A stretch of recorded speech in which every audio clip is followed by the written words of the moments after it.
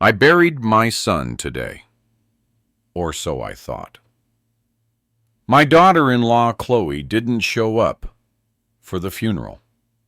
Instead, she posted a picture from a beach in Cancun, a margarita in her hand, with the caption, "Enjoy life while you can."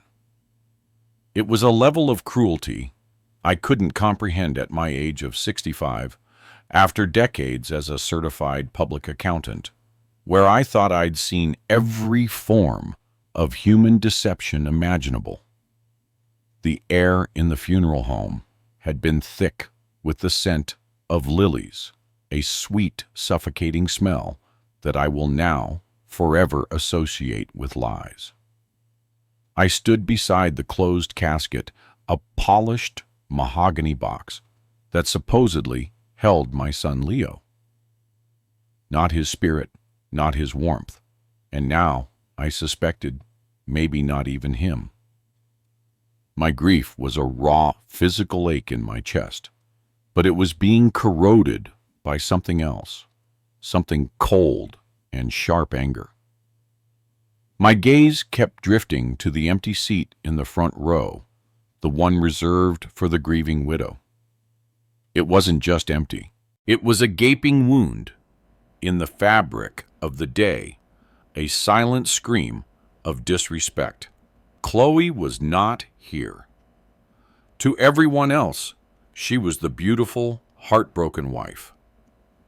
To me, she had always been a predator in pastel dresses. I remembered a dinner just last year at my house. I'd been talking about my career as a certified public accountant, the satisfaction of bringing order to a chaotic world of numbers. Chloe had laughed, a tinkling sound like breaking glass. She'd placed a perfectly manicured hand on Leo's arm. "Oh, James, that sounds so dreadfully boring. Leo is a creator, a visionary.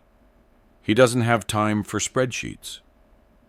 Leo had just smiled weakly, letting her speak for him as she so often did. I saw it then, the subtle web she wove around him, isolating him one casual dismissal at a time. She didn't just want his money. She wanted to own his entire world, and there was no room in it for his old, boring father. Now whispers slithered through the pews behind me, quiet but sharp. "Where is Chloe?" A woman in a black hat murmured to her husband. "It's a shame. A young woman left all alone."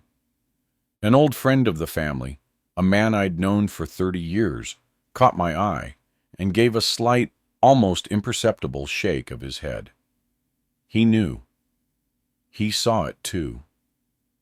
The performance of their marriage had always been for an audience, and now, at the final curtain call, the star actress was nowhere to be found. The service was a blur of platitudes and empty reassurances. When it was over and the room began to empty, I lingered for a moment, my hand resting on the cool, unforgiving wood of the casket. The grief was still there, but a cold resolve was beginning to crystallize around it. Something was profoundly wrong. And the empty chair, where my daughter-in-law should have been crying, was not a sign of sorrow, but a declaration of war. The silence in my house was heavier than the silence in the funeral home. There it had been filled with the shuffling of feet and muffled coughs. Here it was absolute broken, only by the steady tick-tock of the grandfather clock in the hall, a sound that usually comforted me, but now felt like a countdown to something I couldn't name. I sank into my worn leather armchair, the events of the day washing over me in a gray, numbing wave. The emptiness of the house pressed in on me from all sides. Since Margaret died 3 years ago, the quiet had become my constant companion, but never had it felt this oppressive, this final. First my wife, now my only child. The future stretched before me, a barren landscape of solitude. The mantelpiece across from me held the remnants of a life well lived, photographs of Margaret with her gentle smile, Leo graduating college, our family vacation to Yellowstone when he was 12.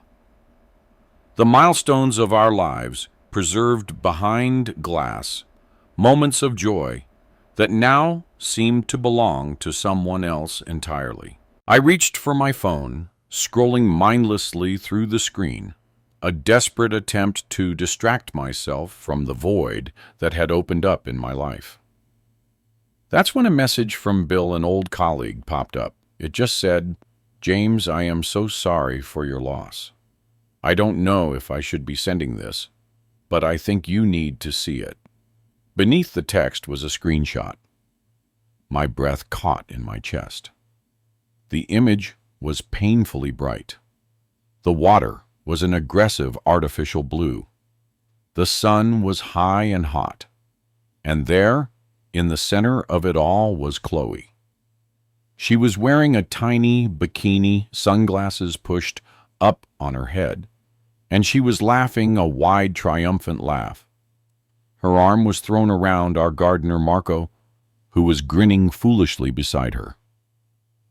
In her hand, she held up a margarita, the salt on the rim sparkling in the sunlight. It was the caption at the bottom that felt like a physical blow, knocking the last of the air from my lungs. 3 little words posted just 2 hours ago, while her husband's friends and family were gathered in mourning. Enjoy life while you can. I dropped the phone as if it had burned my hand. It clattered onto the hardwood floor. The sound was obscene in the crushing silence. This wasn't grief. This wasn't a young widow finding a moment of escape. This was a celebration, a victory lap. The love I'd seen her perform for my son was a lie, a carefully constructed facade to hide her contempt and greed. The sorrow in my chest was consumed by a white-hot rage that left no room for tears. It was a rage so pure, it felt like clarity. And in that silent, rage-filled moment, the house was pierced by a single, sharp sound. A ping from my phone lying on the floor. I bent down my hand, trembling as I picked it up. The screen was illuminated, a small, bright rectangle in the dimming room. An unknown number, but the message itself was impossible. 6 words that rewrote my reality. "Dad, come to my house now." A wave of dizziness washed over me, the phone nearly slipping from my fingers again. Was this some cruel joke? A hacker who had somehow gotten Leo's old number? The rational part of my brain, the part that had verified financial statements and tracked complex money flows for 40 years, struggled to make sense of this impossibility. Or was grief finally breaking my mind? At 65, I'd watched friends begin the slow decline into dementia, witnessed their confusion and desperation. Had sorrow accelerated that process for me, creating hallucinations to ease the unbearable pain of loss? I sat in the growing darkness, the phone clutched in my hand, and felt the foundations of my reality shift beneath me. The only way to know for certain was to go. If I was losing my mind, at least I'd know. And if by some miracle, no, I couldn't allow myself to hope. Hope was too dangerous, too fragile a thing to risk in my current state. The drive to Leo's house was the longest 10 minutes of my life. The familiar streets of his suburban Austin neighborhood, usually a source of quiet pride, now felt alien and menacing. Each manicured lawn and brightly lit window seemed to mock my turmoil, showcasing a normal life that had been ripped away from me only hours before. My mind, the orderly and logical mind of a retired CPA, was a maelstrom of impossible theories. Was it a cruel prank, a hacker who had gotten my son's old number? Or was my grief so profound that I was finally truly losing my grip on reality? I gripped the steering wheel, my knuckles white, the leather cool and smooth against my skin. I focused on that feeling, the one solid thing in a world that had dissolved into chaos. Every street light I passed was a blur of hazy gold, each one illuminating the frantic questions swirling in my head. I pulled into his driveway, parking behind Chloe's white SUV, a car I had helped them buy. The house was dark, save for a single soft light glowing from the kitchen window at the back. It looked like a beacon in the oppressive darkness. For a moment, I just sat there, the engine ticking as it cooled. I thought about the text message again. "Dad come to my house now?"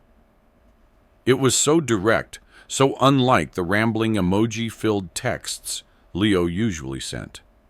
It was a command, an urgent summons. Taking a deep, shuddering breath, I got out of the car. The key felt heavy in my hand. It was the spare key Leo had given me years ago. "Just in case, Dad," he'd said. I'd never had to use it. The trust it represented felt sacred, now a connection that Chloe, with all her machinations, could never sever. The lock clicked open with a sound that seemed to echo in the silent street. I pushed the door open and stepped inside. The air was still and cool. I could smell the faint, cloying scent of Chloe's expensive perfume lingering in the entryway. The house was immaculate. As always, a designer living room that looked more like a magazine spread than a place where people actually lived. Gray couches with perfectly placed pillows, a glass coffee table free of any clutter. It was Chloe's domain, a sterile monument to her impeccable taste, and I now realized her cold, empty heart. I walked slowly, cautiously, my footsteps muffled by the thick rug. My heart was a frantic drum against my ribs. "Leo," I called out, my voice a hoarse whisper. And there he was, sitting at the massive granite island in the kitchen, staring down at a glass of water, his silhouette framed by the soft light above. He looked up as I entered. He was alive. He was whole.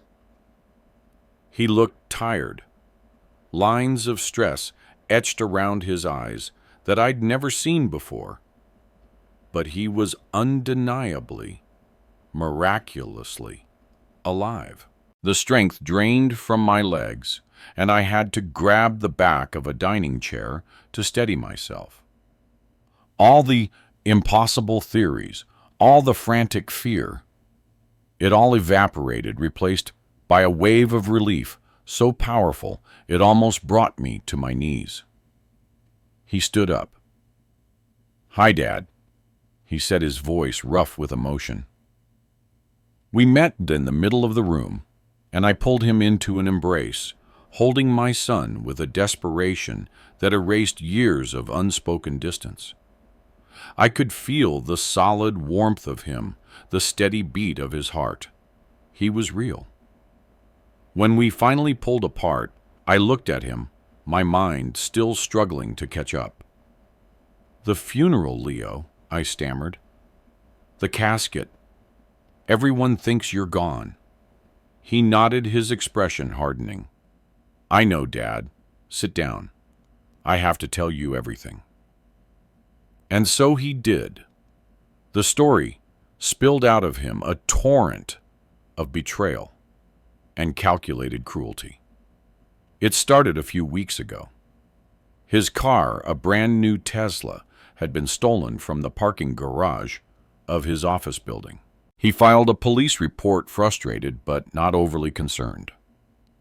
The next evening, while working late at a coffee shop, he saw a news alert on his phone. A fiery crash on the highway. A single fatality. The driver burned beyond recognition. The car was his. The preliminary identification, based on the wallet found in the glove compartment, was him. His first instinct was to call Chloe to tell her he was okay, to stop the horrible mistake before it went any further. But she didn't answer. He called again and again. Nothing. It was then, a cold knot of dread tightening in his stomach, that he got a notification from their joint bank account. A wire transfer. $108,000 moved to an account he didn't recognize. He checked his email and found another alert. A credit card, one he rarely used, had just been used to book a first-class flight to Cancun for one person, Chloe. That's when he knew the mistake wasn't just a mistake anymore. It was an opportunity for her. He decided to wait to watch.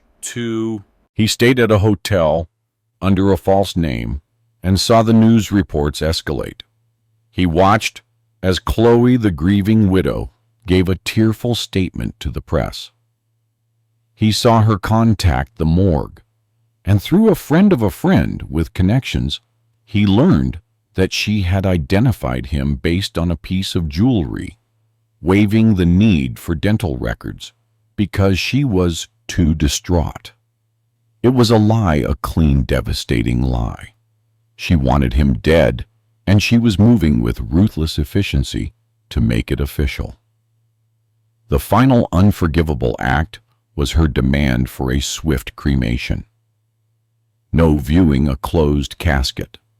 She was literally and figuratively burning the evidence. She was erasing him not just from her life, but from existence, all to get her hands on his money and the life insurance policy he never knew she had taken out. As he spoke, the last of my grief was burned away by the cold fire of his words. This was no longer just a story of betrayal. It was the blueprint of a crime. I let out a breath.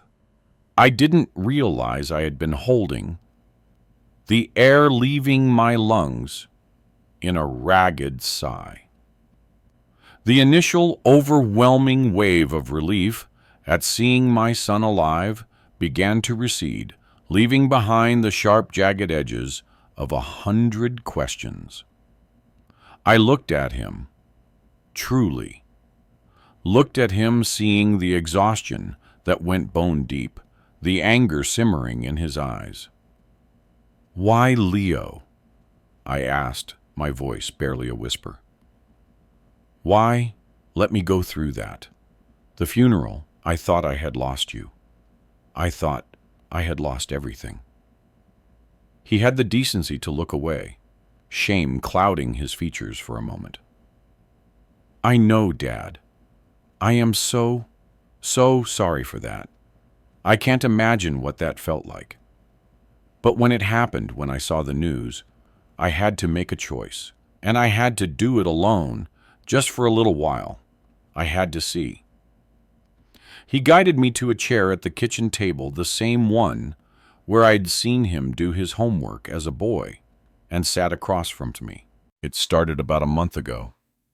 He began, his voice low and steady now, as if he were reciting a series of painful facts he had memorized. "I was putting together the funds for a new angel investment, a startup I really believed in. When I went to transfer the capital from our main investment account, the balance was off. It was short by a lot." He explained how he initially dismissed it, thinking it was a clerical error, a market fluctuation he'd missed, but the numbers didn't add up. As a software developer, he was used to finding patterns, to following digital trails. So, he started digging. I stayed up all night, Dad, right here in my office. I ran a full diagnostic on our accounts, our network, and I found it. A hidden subroutine in our financial software. It was elegant, almost untraceable. Chloe must have hired someone to install it. And the routine was siphoning money. Small amounts at first, then larger and larger sums, routing them through a series of shell corporations before they landed in a single, untraceable account, an account in the Cayman Islands. He found over $2 million had been moved over the past 6 months, all disguised as vendor payments, art acquisitions, and charitable donations. He leaned forward, his hands clasped on the table. It was like watching a stranger systematically dismantle my life from the inside, piece by piece, dollar by dollar. The woman I slept next to every night was robbing me blind. The financial betrayal was a deep wound, but what he discovered next was the salt that was poured into it. His suspicion led him to check their shared cloud storage where their emails were backed up. He found a deleted folder, one he was able to recover. It was full of messages between Chloe and Marco the gardener. They weren't just lovers. They were partners in crime.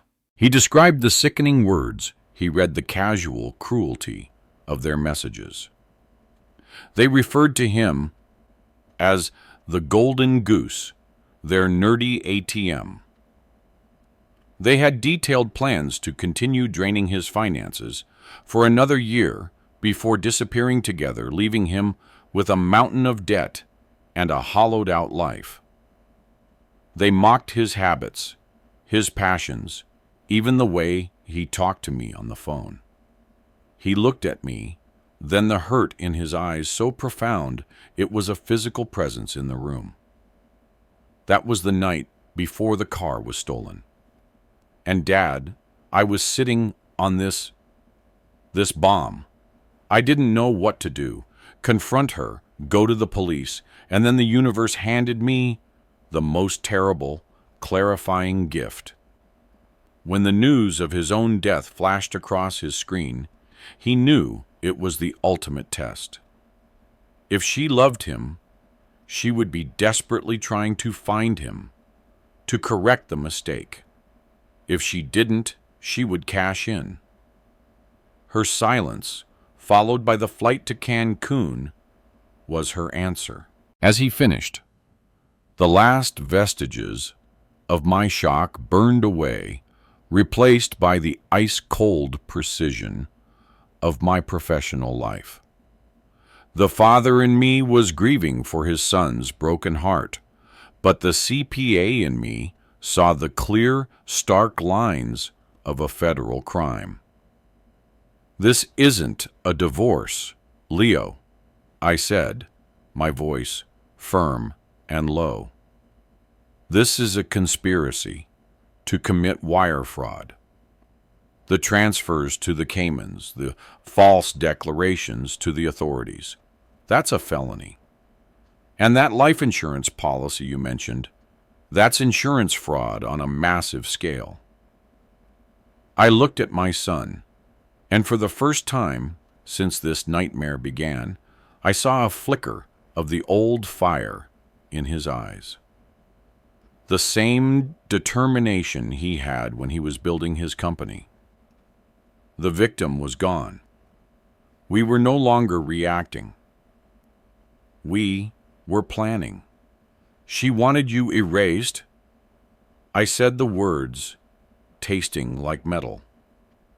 Instead, we're going to build a case so perfect, so airtight, that by the time we're done, the only thing that will disappear is her freedom. The decision was made in the quiet, sterile kitchen of my son's home. The anger had burned away the shock, leaving behind a cold, hard clarity. This was no longer just a family matter.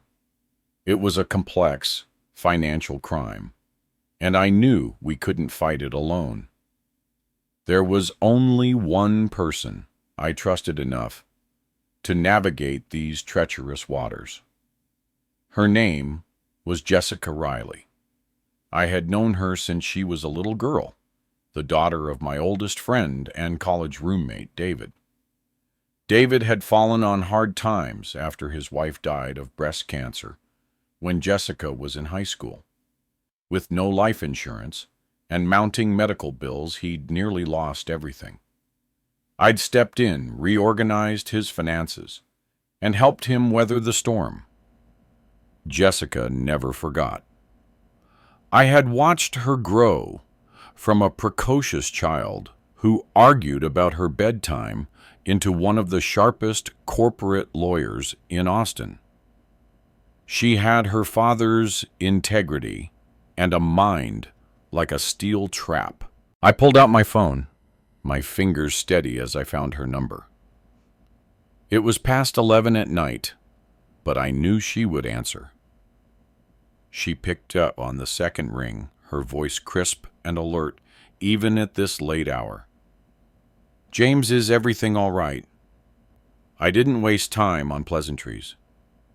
"Jessica, I need your help. It's about Leo." There was a pause on the other end, and I could picture her sitting up a little straighter. "Of course," she said, her tone shifting from friendly to professionally focused. "My office 9:00 a.m. Clear your schedule." I hung up the phone and looked at Leo. For the first time in hours, a flicker of hope pierced through the darkness. The game had a new player. Jessica's office was on the 30th floor of a glass and steel tower that overlooked the city. It wasn't ostentatious, but it radiated quiet power and success. The walls were lined with books, not just for decoration, but the well-worn volumes of a mind constantly at work. She greeted us at the door, herself shaking my hand firmly and giving Leo a compassionate but steady look. She was exactly as I remembered her, with intelligent eyes that seemed to see everything, and an aura of calm competence that immediately set us at ease. "James, Leo," she said, gesturing towards the leather chairs in front of her large oak desk. "Tell me everything. Start from the very beginning." And so we did. We spent the next hour laying out the whole sordid story. I took the lead on the financial details, the CPA in me emerging with a vengeance. I detailed the accounts, the timeline of the transfers, the exact amount, $150,000 that had been funneled to the Cayman Islands. Leo, his voice sometimes trembling with a mixture of rage and sorrow, recounted the more personal betrayals. He told her about the emails, the mocking names they called him, their plan to abandon him. He described Chloe's chillingly efficient performance as the grieving widow, her rush to cremate, her lies to the authorities. Throughout it all, Jessica listened. She didn't interrupt, didn't offer condolences. She just listened, her gaze fixed on us, her pen making sharp, precise notes on a yellow legal pad. The silence in the room when we finished was heavy with unspoken questions. Jessica leaned back in her chair, her fingers steepled under her chin. She looked from me to Leo, and then back again. Finally, she spoke, her voice devoid of emotion, but filled with a steely certainty that was more comforting than any words of sympathy. "What your wife has done, Leo," she said, her eyes locking onto his, is not just grounds for a very messy divorce. It is a series of calculated, premeditated felonies. She turned a page on her notepad. The money transfers constitute felony wire fraud. Lying to the medical examiner and the police to confirm a false death is perjury and obstruction of justice. And this life insurance policy, she let out a low whistle. That $5 million policy, taken out just a month before the accident. That is attempted insurance fraud on a federal level. If she collects that money, she could spend a very, very long time in a place where there are no beaches or margaritas. A weight seemed to lift from Leo's shoulders. It was real. It was quantifiable. It had a name. "So we go to the police?" he asked, his voice eager. Jessica held up a hand. "No, not yet," she said firmly. "If we go now, it's a complicated story. It becomes your word against the grieving widows. She'll claim she was confused, distraught that she made a terrible mistake. Her lawyers will paint you as a cruel husband trying to frame her. We can't give her that opening." She leaned forward, and a flicker of something dangerous and brilliant lit up her eyes. "Instead, we are going to build a cage for her bar by ironclad bar. We are going to give her all the rope she needs to hang herself." And the plan she laid out was as simple as it was ruthless. Leo would continue to be dead to the world. Jessica would officially step in as the executor of Leo's will, a document she would conveniently find and file with the court. She would be the one to communicate with Chloe from now on, guiding her through the process of claiming her inheritance. Every form Chloe signed, every claim she filed for the life insurance, every lie she told would be one more piece of evidence. We will let her walk right into the trap, believing she's collecting her prize. Jessica concluded, her voice a low, determined hum. We will document her greed every step of the way.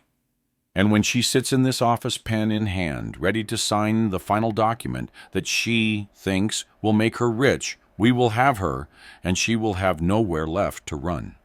The days that followed were a blur of caffeine spreadsheets and quiet, relentless focus. Jessica's conference room became our war room. The large mahogany table was soon buried under stacks of bank statements, credit card bills, and legal documents. It felt strange, almost invigorating, to be back in my element. The skills I had honed over 40 years as a CPA, skills I thought I had packed away with my business suits, were now the most important weapons in our arsenal.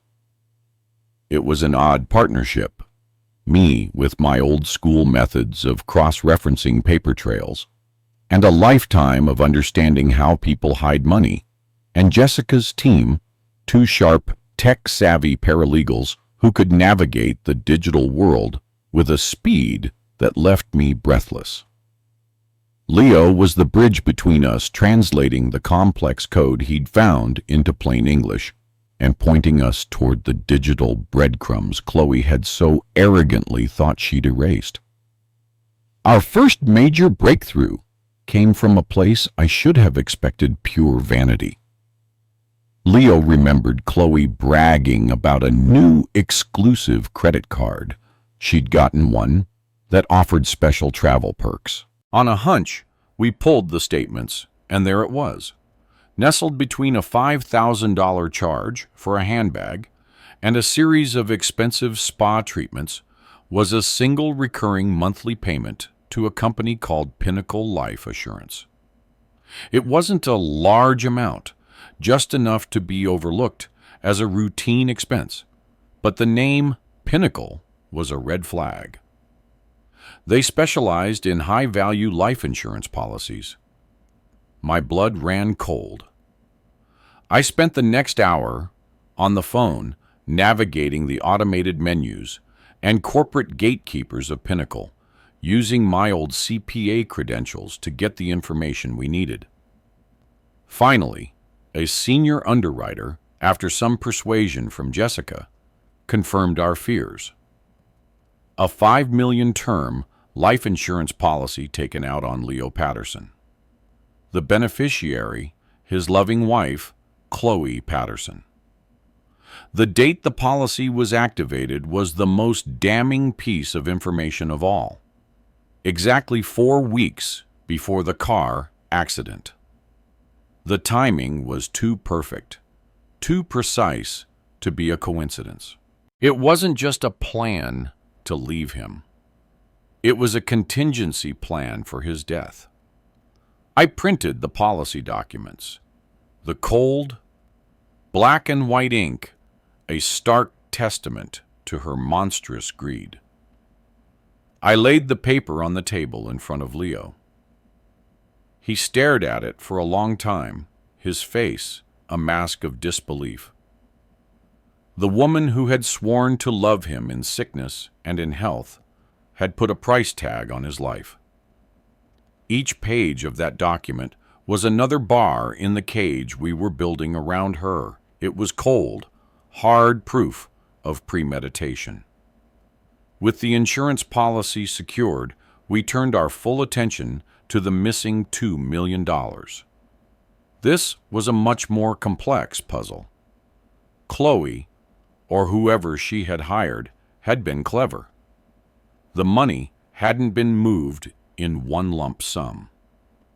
It had been bled out, funneled through a dizzying maze of shell corporations with generic names like Global Consulting Ventures and Apex Holdings. It was a classic money laundering scheme designed to make the trail go cold. For days, we hit dead ends. The money would move from a bank in Delaware to another in Nevada, then disappear into an offshore account in Cyprus, only to reemerge in another shell company based in Panama. It was like trying to untangle 1,000 knotted fishing lines in the dark. The breakthrough came from Leo.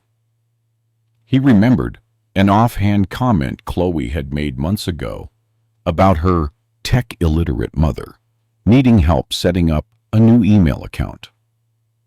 It was a lie, a cover story.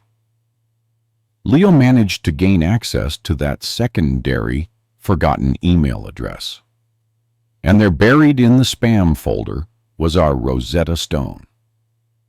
It was a series of monthly account statements from a private bank in the Cayman Islands, a bank that specialized in discreet wealth management for an elite clientele.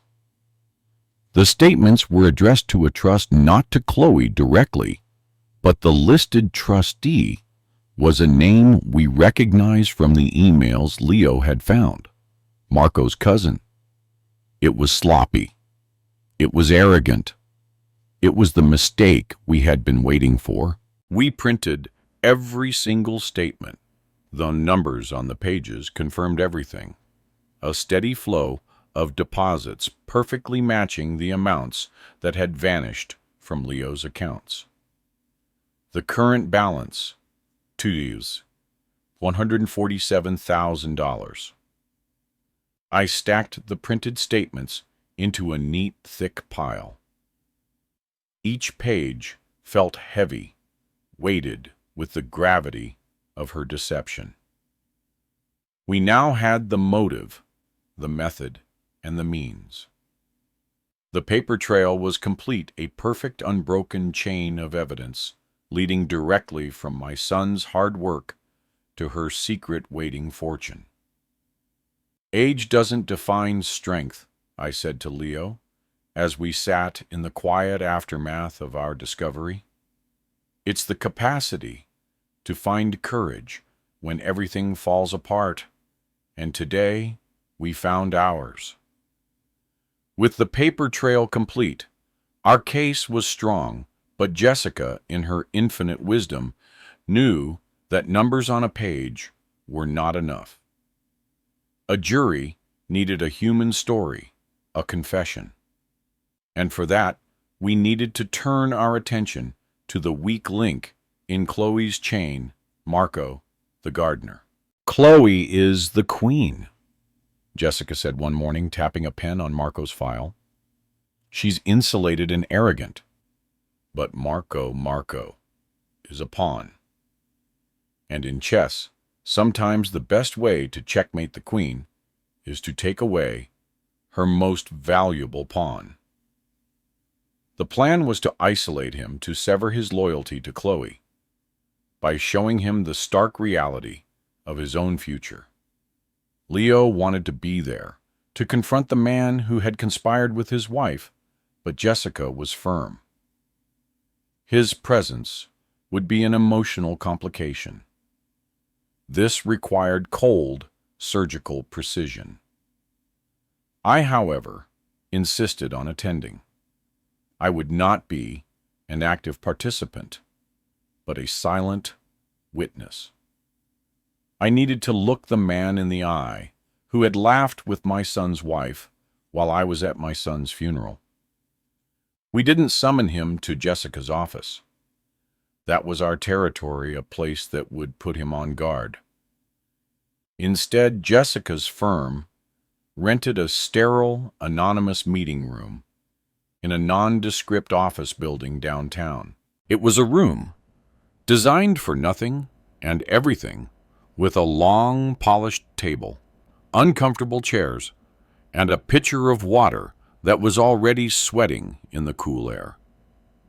It was a place with no memory and no soul. The perfect blank slate on which to dismantle a man's life. I sat at the table next to Jessica, a silent, gray-haired specter in a suit. We were a tableau of quiet authority. We waited. Marco arrived exactly on time, a detail that told me he wasn't taking this seriously. He thought it was a formality, a quick meeting with the estate lawyer about his final paycheck. He was dressed in a shirt that was a little too tight, a little too shiny, and he wore a cologne that announced his arrival before he did.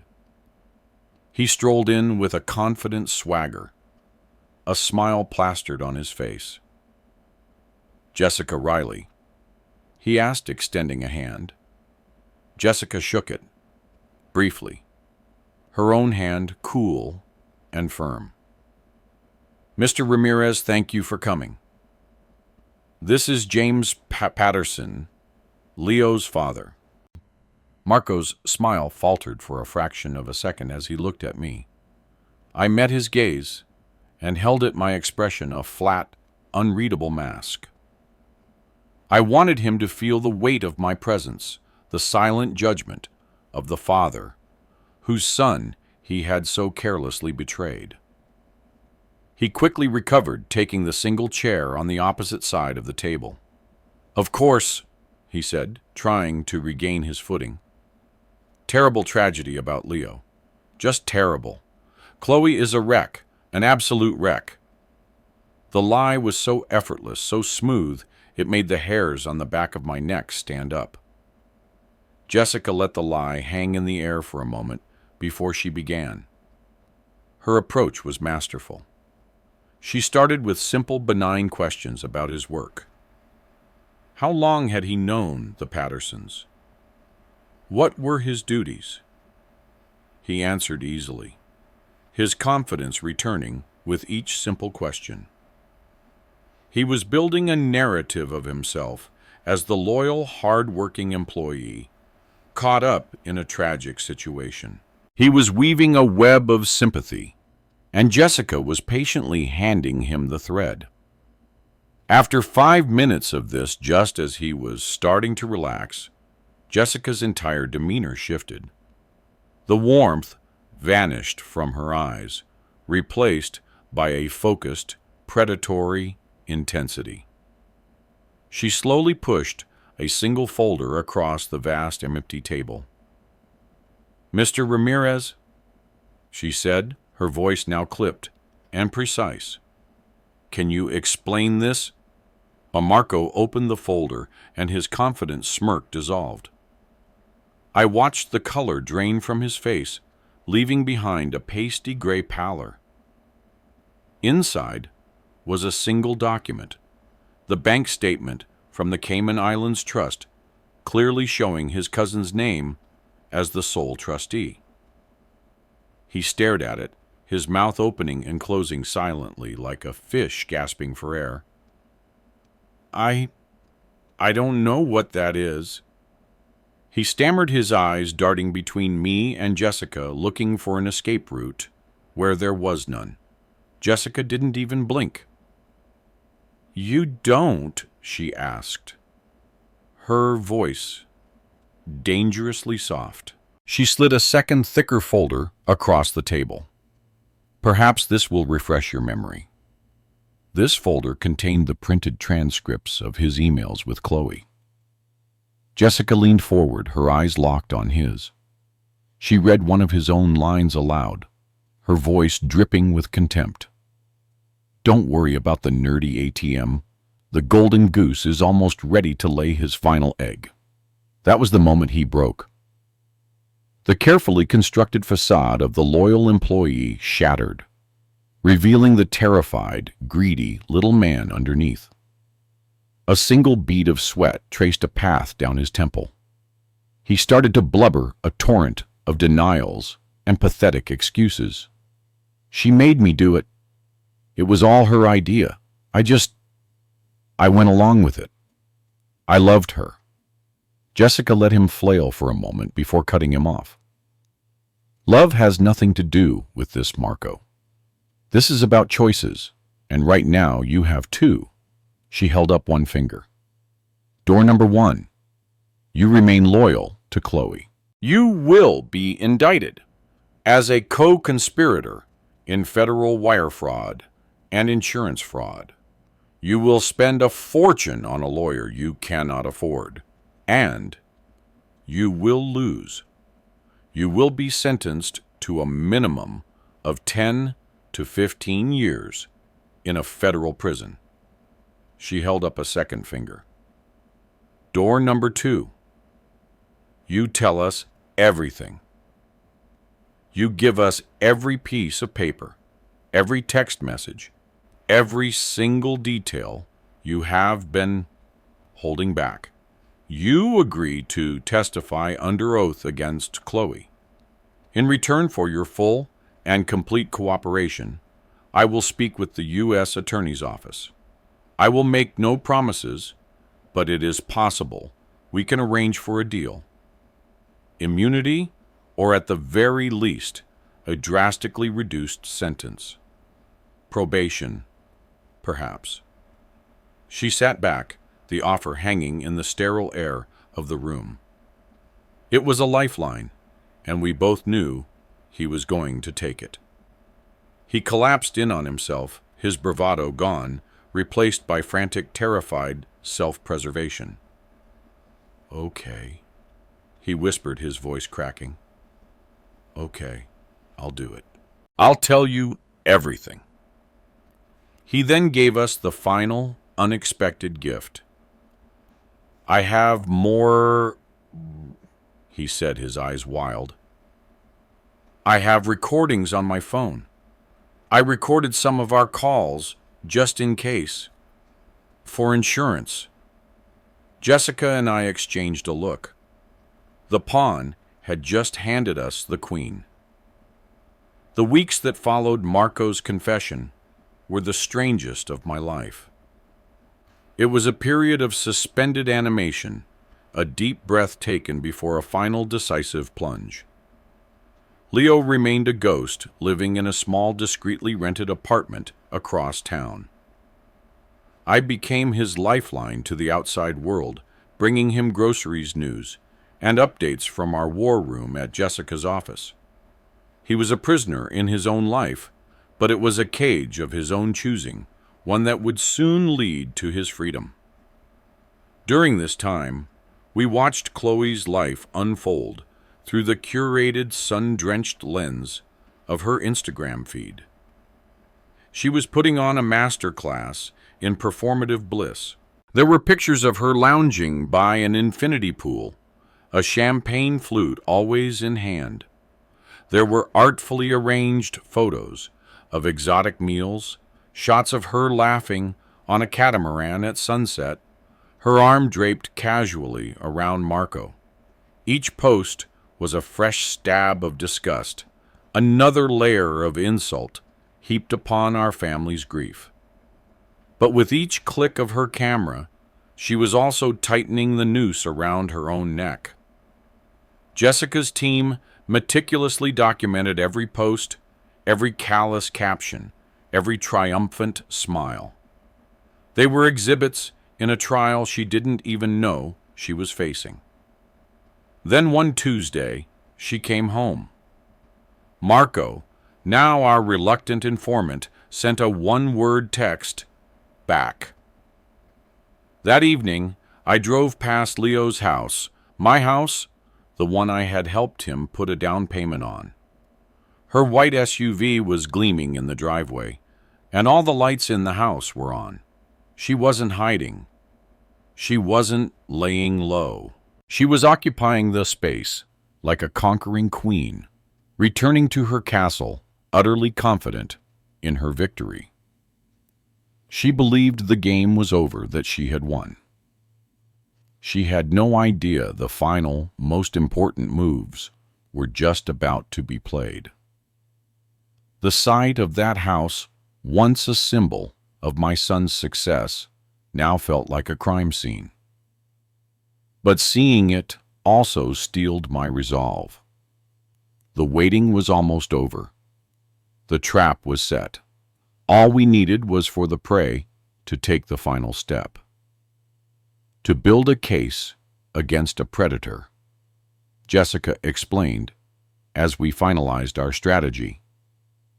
You need to understand that predators don't see themselves as villains.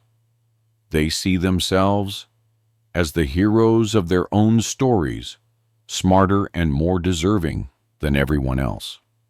That's their weakness. That's how we'll trap her. The next morning, Leo and I sat in Jessica's conference room, the same room where our plan had been born. This time, the mood was different. It was electric, with a tense, focused anticipation. Jessica sat at the head of the table, a picture of calm professionalism. She placed her phone on the table, took a deep breath and dialed. She put the call on speaker for us to hear. It rang twice. Hello? Chloe's voice was crisp, impatient, the voice of someone who expected to be in charge. Ms. Patterson, this is Jessica Riley. Jessica said, her tone perfectly calibrated to sound helpful and slightly formal. I'm the attorney for the Patterson estate, handling your late husband's affairs. There was a slight pause. Yes. Chloe's voice was sharp with poorly concealed eagerness.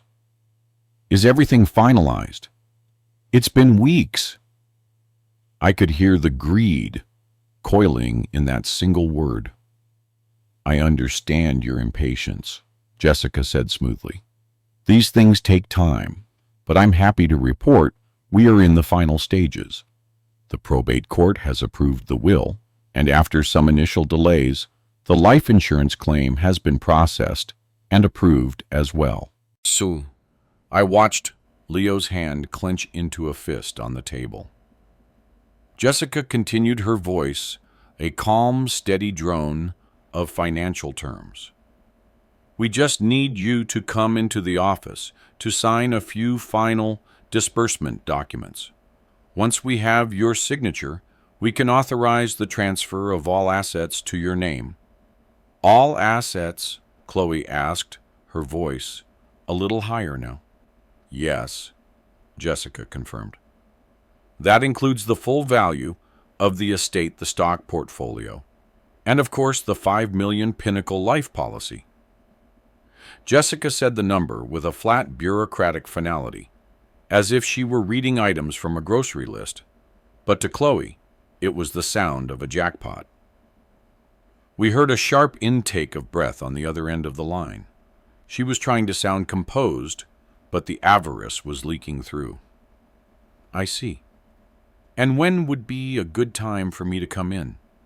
She asked, the words tripping over themselves in her haste. Jessica glanced at her calendar. I have an opening tomorrow afternoon at 2 p.m. Will that work for you? Yes, perfect.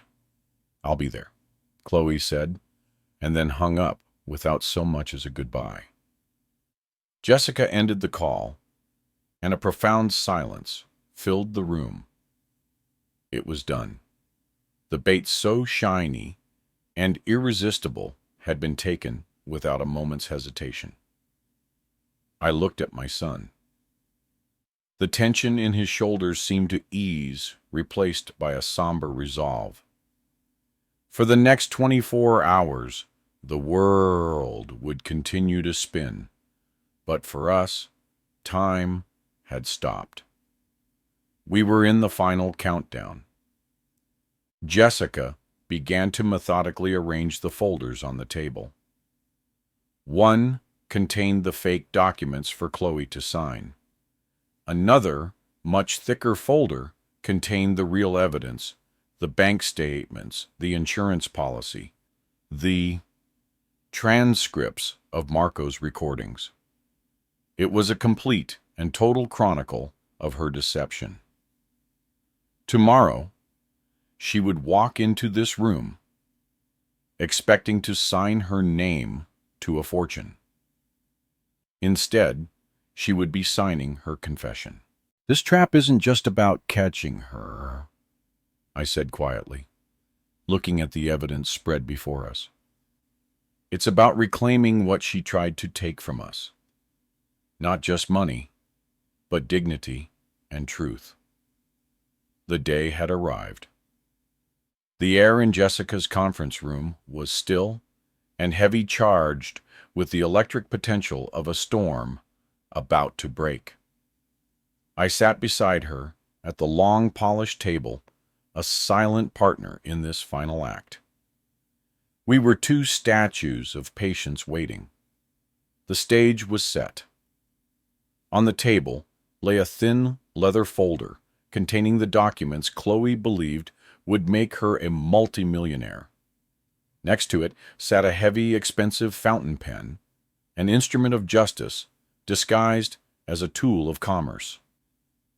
Through the floor-to-ceiling windows, the city of Austin bustled with life, oblivious to the quiet, momentous drama about to unfold on the 30th floor. I felt a profound, almost surreal calm.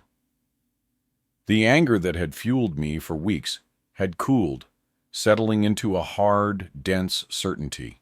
Today the scales would be balanced. Chloe arrived at 200 on the dot. She swept into the room not like a grieving widow, but like a CEO arriving to close a major deal. She was dressed in a chic, understated black dress that probably cost more than my first car. Her hair was perfect, her makeup flawless, and the tan she'd acquired in Cancun gave her a healthy, vibrant glow that was grotesque in its context. She was a vision of everything. My son was not alive, thriving, and utterly untroubled. Her performance began immediately. She turned to me, her face a carefully constructed mask of sorrow. "James," she said, her voice a soft, sympathetic purr. "Thank you for being here. I know how difficult this must be for both of us." The hypocrisy was so audacious, so breathtaking, that all I could do was nod. I trusted that if I opened my mouth, only poison would come out. So I said nothing, simply meeting her gaze with a cold, flat stare that I hoped conveyed a fraction of my contempt. She turned her attention to Jessica, her demeanor shifting to one of brisk professional courtesy.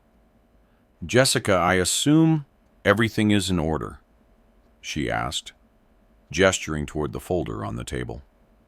"Everything is in order, Miss Patterson," Jessica replied, her voice neutral. "We just require your signature on these final documents to authorize the full transfer of the estate's assets and the disbursement from the life insurance policy." Jessica opened the folder and spread the documents on the table, a series of pages filled with dense legal text. But I knew Chloe wasn't reading the words. She was only seeing the numbers, the long strings of zeros that represented her prize. "This first document finalizes the transfer of the primary estate, including the house and all physical assets," Jessica explained calmly. "This second one authorizes the liquidation and transfer of the stock portfolio. And this is the final claim verification for the Pinnacle Life policy." Chloe reached for the fountain pen, her movements smooth and deliberate. But I could see it. The slight tremor in her hand, the gleam of unrestrained avarice in her eyes as she looked at the signature line. This was it, the culmination of all her lies, her betrayal, her monstrous deception. She unscrewed the cap of the pen, the small sound echoing in the silent room. She positioned the nib over the paper, the black ink hovering just above the line that would make her a wealthy woman. She was smiling now, a small triumphant curve of her lips that she thought we couldn't see. She had won. And then a soft click. The sound of the conference room door latch disengaging.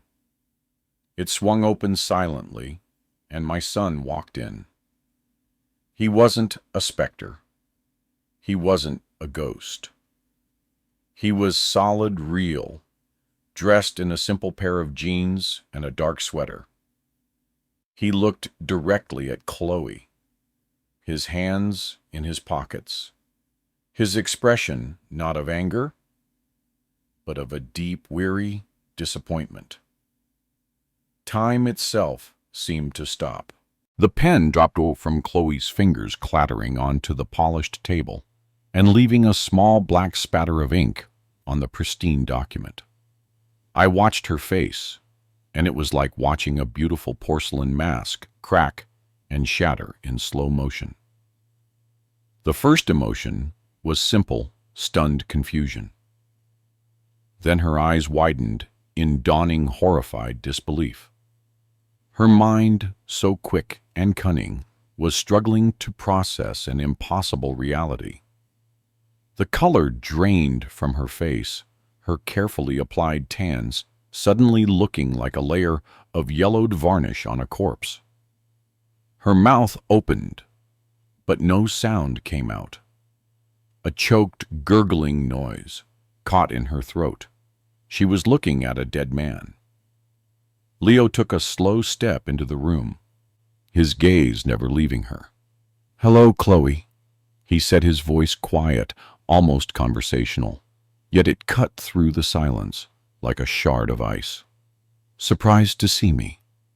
She finally found her voice, a ragged, terrified whisper. "Leo, but you can't. I thought... They told me you were..." She couldn't finish the sentence. The lie was too big, too heavy, to be spoken in the presence of the living truth. Her eyes darted around the room, from Leo to me to Jessica, a trapped animal searching for an escape that didn't exist. Jessica leaned forward, her voice as cold and hard as a judge's gavel. "We thought he should be present when you attempted to sign away his entire life's work and collect $5 million on his death." As she spoke, the door opened again. A man in a plain gray suit stepped inside, followed by two uniformed police officers.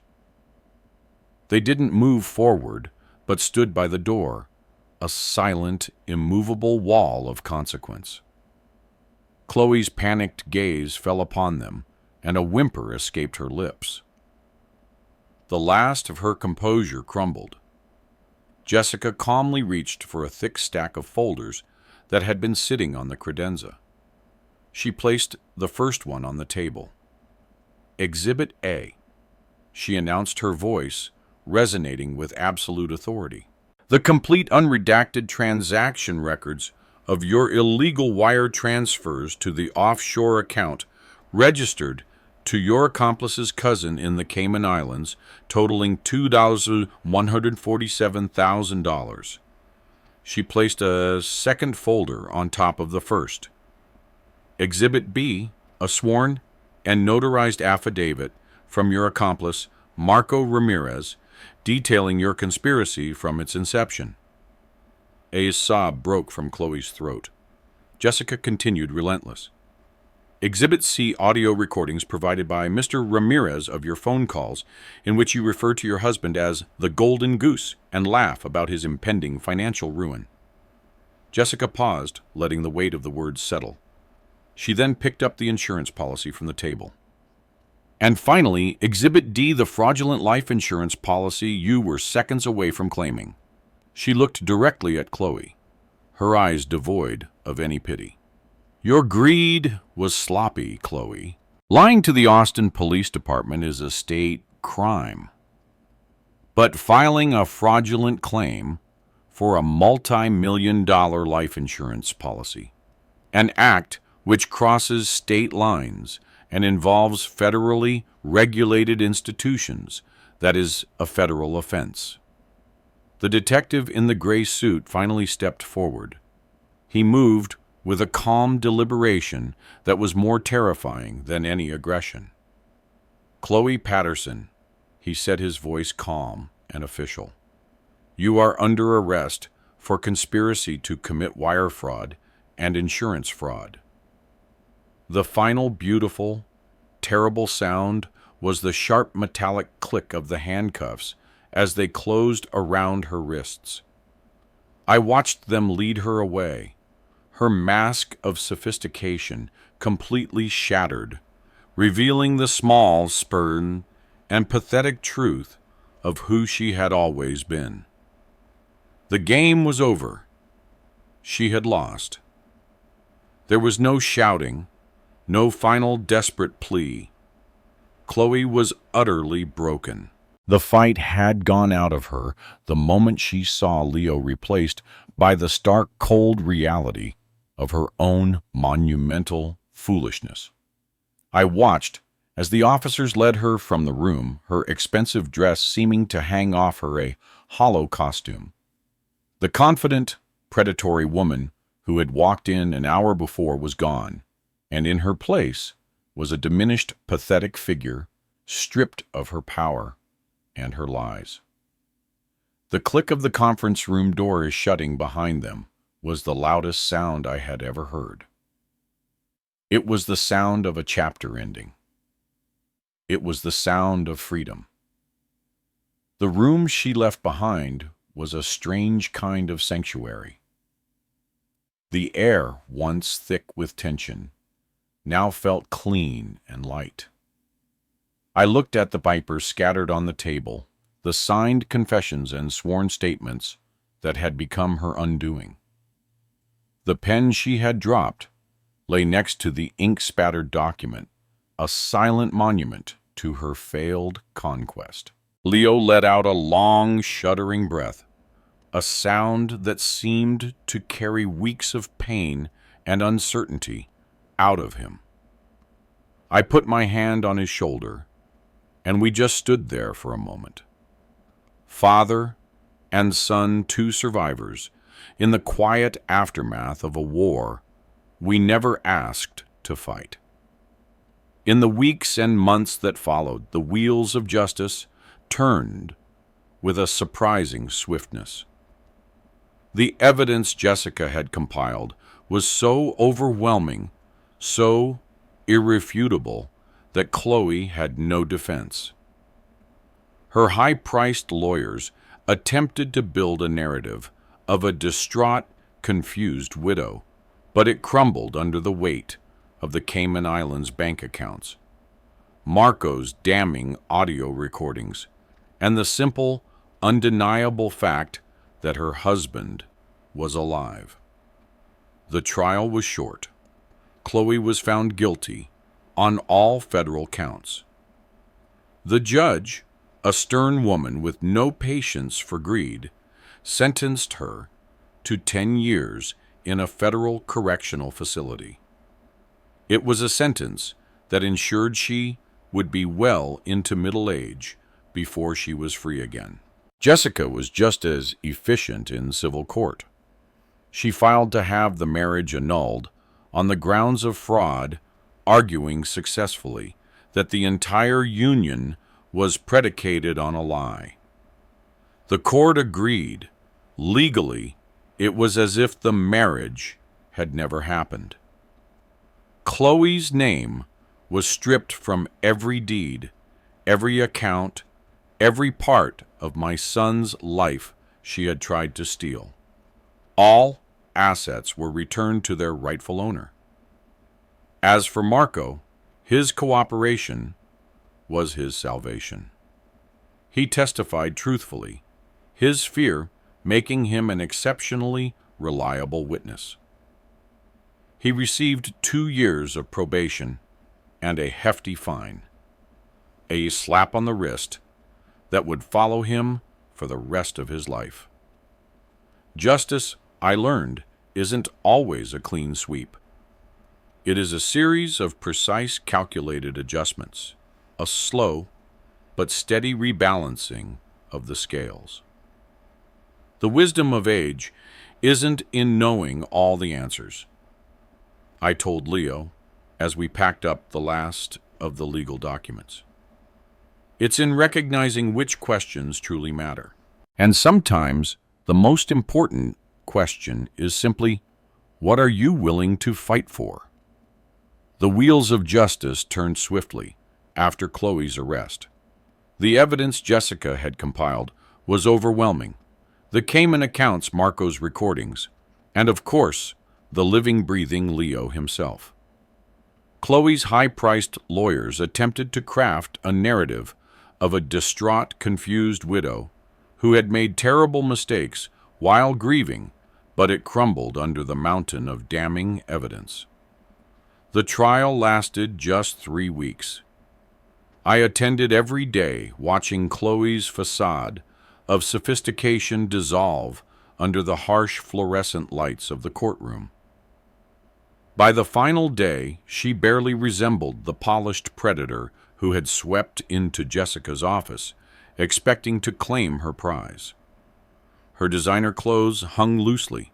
Her makeup couldn't conceal the dark circles under her eyes, and her once immaculate hair had lost its luster. When the verdict came, guilty on all counts, I felt not triumph, but a profound release, as if a weight I'd carried since Leo's funeral had finally been lifted. The judge, a stern woman with steel-gray hair and piercing eyes, sentenced Chloe to 12 years in federal prison with no possibility of parole for at least 8. The calculated nature of these crimes, she declared, and the emotional trauma inflicted upon the family of the supposed deceased warrants the maximum penalty under federal sentencing guidelines. Marco received a reduced sentence of 2 years probation and community service in exchange for his testimony. The last time I saw him was in the courthouse hallway after sentencing. He approached hesitantly, his eyes downcast. "Mr. Patterson," he began, his voice barely above a whisper. "I know it doesn't mean much, but I'm sorry. I got caught up in something I didn't know how to get out of." I studied him for a moment. This diminished man, who had once laughed in photos with my grieving daughter-in-law while I stood at my son's empty casket, Part of me wanted to unleash years of accounting expertise on dissecting exactly how culpable he truly was. But I saw no value in it. He was merely a footnote in our story now. "Make something of your second chance, Marco," I said finally. "That's all any of us can do." I walked away, leaving him standing alone with the weight of his choices. Jessica was equally efficient in civil court filing to have Leo's marriage annulled on grounds of fraud. The court agreed unanimously. Legally, it was as if the marriage had never happened. Every asset Chloe had tried to claim was returned to its rightful owner, including the house I had helped Leo purchase. Yet despite these victories, Leo couldn't bring himself to move back into that house. "Too many ghosts," he explained simply when he told me he was selling it. I understood. Sometimes spaces absorb the emotional residue of our worst moments, and no amount of redecorating can cleanse them. 3 months after the trial ended, on a crisp fall afternoon, I found myself at a small still lake an hour outside Austin. Leo had invited me fishing, something we hadn't done since he was a teenager. The invitation felt significant, a deliberate return to something unspoiled by Chloe's deception. We sat in comfortable silence as the afternoon sun warmed our shoulders, the only sounds the gentle lap of water against our small boat and the rhythmic flick of our fishing lines. Leo looked different out here, the tension that had become a permanent fixture in his expression finally easing. "I'm selling the company," he said, suddenly breaking the peaceful quiet. I turned to him, surprised. His software firm had been his pride, built from nothing into a multi-million-dollar enterprise. "Are you sure that company is your life's work?" He shook his head, gazing out across the water. "That's just it, Dad. I don't want it to be my life's work anymore. For the past year, I've been defining myself by what happened. Leo, the victim, Leo, the survivor. I'm ready to be something else now." "And what's that?" I asked, watching him carefully.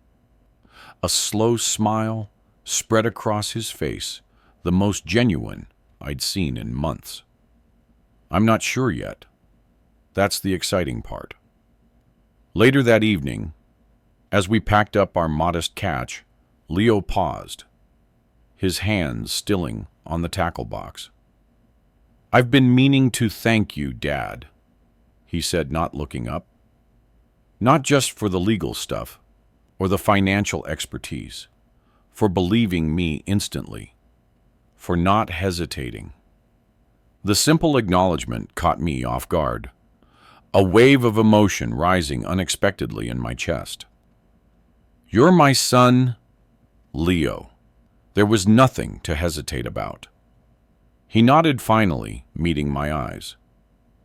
"Still, I know plenty of fathers and sons who wouldn't have weathered this. We came out stronger." On the drive home, I reflected on his words. For most of my life, I had believed that a father's love was a quiet thing, a foundation of silent endurance meant to absorb the blows of the world. I thought strength was in how much you could bear without breaking. But this ordeal had taught me a different lesson. Sometimes, to protect the people you love, you cannot just endure the storm in silence. You must become the storm, not of blind rage and destruction, but one of cleansing purpose. A storm that exists only to tear down the lies, wash away the poison, and clear the suffocating air so that the sun can shine through again. When I dropped Leo off at his new downtown apartment, he hesitated before getting out of the car. Jessica asked me to dinner next week, he said, watching my reaction. Not as my lawyer, just dinner. I kept my expression neutral, though I felt a flicker of concern. Jessica was brilliant, principled, and kind, all qualities that stood in stark contrast to Chloe. But she had also seen Leo, at his most vulnerable, had been privy to the most painful chapter of his life. It was a complex foundation for any relationship. Just be careful, I said gently. Not because of Jessica. She's one of the good ones. But healing takes time. There's no rush. He nodded a small smile, playing at the corners of his mouth. I know. We're taking it slow. Just thought you should hear it from me first. The dinner apparently went well, because it led to lunch the following week and a concert the week after that. I kept a respectful distance, but I couldn't help noticing the change in Leo, a cautious optimism returning to his voice, a renewed energy in his step. Jessica, ever the professional, maintained clear boundaries when we spoke, never mentioning her personal relationship with Leo. It was only after they had been seeing each other for nearly 3 months that she broached the subject during one of our now regular coffee meetings. I wanted to talk to you about Leo. She began, setting down her cup with deliberate care. I know our situation is unconventional given how we met, and I want you to be comfortable with whatever happens between us. I appreciated her directness. Leo is a grown man, Jessica. He makes his own choices. But I've known you since you were arguing with your father about your curfew. You've always had integrity. That means something. Relief softened the professional mask she typically wore. Thank you, James. That means more than you know.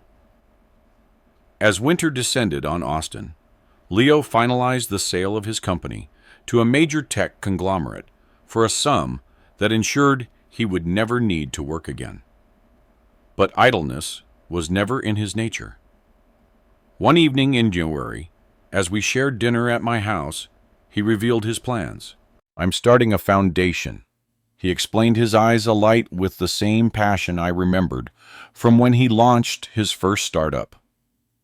For victims of financial fraud, especially seniors, legal support, financial counseling, practical assistance, all the things we had the resources to handle, but many people don't. The idea was perfect, transforming the pain of his experience into something that would help others. Jessica, who had joined us for dinner, immediately began outlining the legal framework needed. I found myself offering my financial expertise before I had even consciously decided to get involved. By dessert, we had the beginnings of a plan. Over the following months, the Second Chance Foundation took shape. Leo secured office space in a modest building downtown, hired a small but dedicated staff, and developed partnerships with legal aid societies and senior centers across Texas. Jessica provided pro bono legal counsel and connections to the legal community. I came out of retirement to serve as financial advisor, finding unexpected joy in using my skills to protect vulnerable people from predators like Chloe. Our first case involved a widower in his 70s who had been systematically defrauded by his home health aide. She had gradually isolated him from family, taken control of his finances, and drained his retirement accounts. The parallels to Leo's experience were unmistakable, but with one crucial difference. This man had no one fighting for him until he found our foundation. I took a personal interest in his case guiding him through the process of reclaiming his financial independence. When we finally recovered nearly 60% of his stolen assets, far more than he had expected, he gripped my hand with tears in his eyes. "You know what's worse than losing the money?" he said, his voice wavering. "It's feeling like a fool, like you deserve it for being gullible. You gave me back my dignity. That's worth more than any dollar amount." His words resonated deeply. In that moment, I understood with perfect clarity the full circle we had traveled, from victims to advocates, from wounded to healers. The foundation wasn't just Leo's redemption story, it was mine as well. 6 months into the foundation's work, an unexpected development arose. A letter arrived at my house, the prison return address instantly recognizable. I sat with it unopened for nearly an hour, debating whether to read it or simply throw it away. Curiosity finally won out. Inside was a 3-page handwritten letter from Chloe. The handwriting was different from what I remembered, less perfect, more hurried, as if prison had stripped away her carefully cultivated facade of polish. The content was even more surprising. An apology, or at least her version of one. She wrote about therapy sessions that had helped her understand her choices and claimed to feel remorse for the pain she had caused. She asked for forgiveness, not from Leo notably, but from me. The letter ended with a request to visit her to find closure for both of us. I read it twice, analyzing it with the same attention I once gave to suspicious financial statements. Was this genuine remorse the first steps toward redemption? Or just another manipulation, a new strategy, now that the old ones had failed? The accountant in me noted she was eligible for parole review in another 1.5 years. The timing seemed calculated, as all her moves had been. I decided not to mention the letter to Leo. His life was moving forward in positive directions, and I saw no reason to drag him back into Chloe's orbit. But the question of whether to respond nagged at me, not because I owed her anything, but because I wasn't sure what I owed myself. After a week of consideration, I wrote a single paragraph. "I acknowledge receipt of your letter. My forgiveness is neither yours to request nor necessary for your healing. Look inward, not outward, for the absolution you seek." I mailed it and put the matter out of my mind. Spring arrived, bringing with it a season of renewal. The foundation's work expanded beyond Austin to other Texas cities. Leo and Jessica's relationship deepened, their connection evident. In the small ways they moved in sync, anticipated each other's thoughts, shared quiet glances when they thought no one was watching. I gave them space, careful not to insert myself too firmly into their developing bond. But I treasured the moments when the 3 of us were together. Weekly dinners, foundation strategy meetings, lazy Sunday afternoons, watching baseball games. This new configuration of family felt increasingly natural as the months passed. On a warm evening in May, as we sat on my back porch, watching fireflies appear in the gathering dusk, Leo revealed that he, too, had received a letter from Chloe. "Did you get one as well?" he asked, studying my reaction. I nodded, seeing no point in denial. "Months ago. I didn't mention it because I didn't want to dredge everything up again when you were doing so well."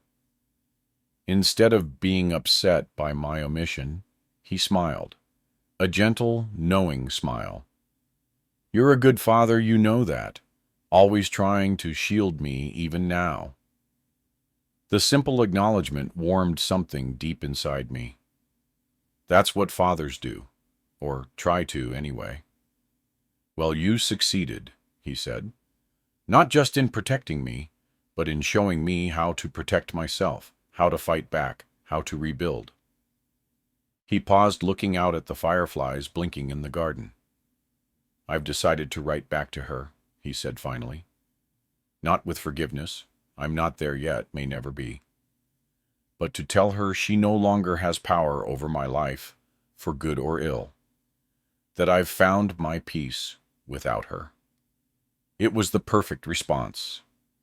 Acknowledging the reality of the harm done without allowing it to define his future. I felt a surge of pride so intense it was almost painful. The following weekend, Leo asked Jessica to marry him. He told me about it the next day, his face alight with a joy I hadn't seen in years. She said we should wait until we've been together a full year before setting a date, he explained. She wants to be sure we're building this on solid ground, not just shared trauma. That's exactly why I asked her. She never takes the easy path, only the right one. The wisdom in that approach struck me as characteristic of them both. Cautious, but hopeful, pragmatic, but not cynical. They were building something authentic and enduring from the ashes of deception.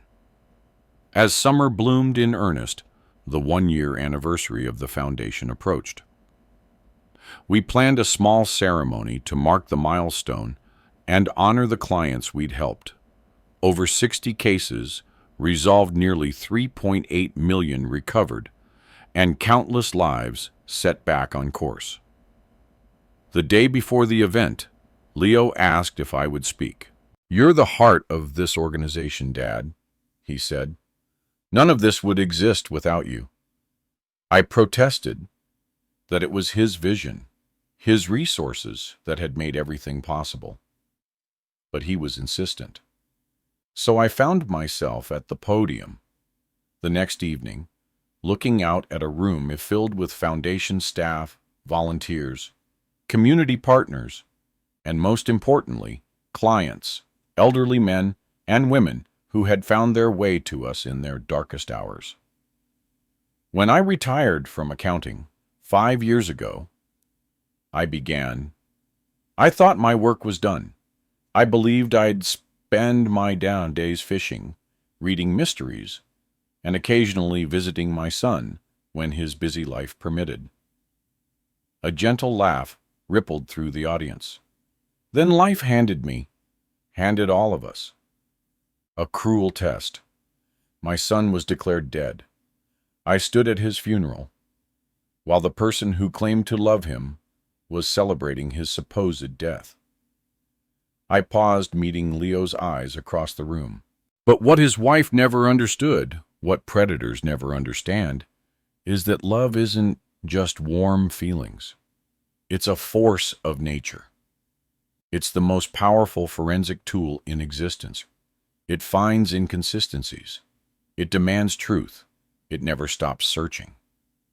I looked around at the faces, watching me, many nodding, in recognition. Every person in this room has experienced betrayal by someone they trusted. You've felt that unique pain that comes not just from loss, but from having your trust weaponized against you. But look at you now, reclaiming your power, your dignity, your futures. My voice grew stronger as I continued. This foundation exists because my son refused to be erased. Because when life handed him the perfect excuse to become bitter and withdrawn, he chose instead to create something that would prevent others from experiencing what we did. That's the ultimate victory over those who harm us, not just to survive, but to thrive in a way that lifts others. Yeah, I gestured to the staff and volunteers lined up at the side of the room. Every person here is part of that mission. We're not just recovering assets, we're restoring faith. Faith in others, faith in the system, and most importantly, faith in ourselves. As I returned to my seat to unexpectedly enthusiastic applause, Leo embraced me, whispering, "Perfect, Dad. Absolutely perfect." Later that night, as we locked up of the office, Leo lingered behind with me after Jessica had left. He seemed contemplative, gazing out the window, at the Austin skyline glittering against the night sky. "You know," he said quietly, "a year ago, I couldn't imagine ever feeling whole again. It wasn't just the betrayal. It was the humiliation, the knowledge that someone had been laughing at me, mocking me, planning my financial and literal death while sleeping beside me every night." I nodded, remembering the hollow-eyed young man who had sat in his kitchen that night, his world shattered around him. "But now," he continued, "I realize that Chloe took nothing from me that matters, nothing that can't be rebuilt stronger.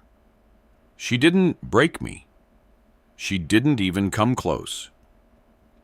He turned to me, his expression serene, in a way I hadn't seen since before his marriage. "I used to think resilience meant bouncing back, returning to who you were before. Now, I know it's about becoming someone new, someone better forged in the fire." As we walked to our cars, the warm Texas night wrapping around us like a blanket, I reflected on the journey that had brought us here. The path had been painful, fraught with betrayal and hardship, but the destination, this moment of quiet understanding, of shared purpose and renewed connection, was a gift I wouldn't trade for an easier road. "Life doesn't give us what we expect," I said softly as we reached the parking lot. "It gives us what we need to become who we're meant to be." Leo smiled, the simple gesture containing a world of understanding. We didn't need more words. The silence between us was filled with all the things that mattered most: love, respect, resilience, and the quiet certainty that whatever came next, we would face it together. As I watched his taillights disappear into the night, I felt a peace that went bone deep. The worst storm of our lives had passed, and though it had left its marks, it had also revealed strengths we never knew we possessed. In protecting my son, I had rediscovered myself. In rebuilding his life, he had created something better than what was lost. And in the darkness that had once threatened to engulf us both, we had found not just the light to guide us forward, but the wisdom to become that light for others.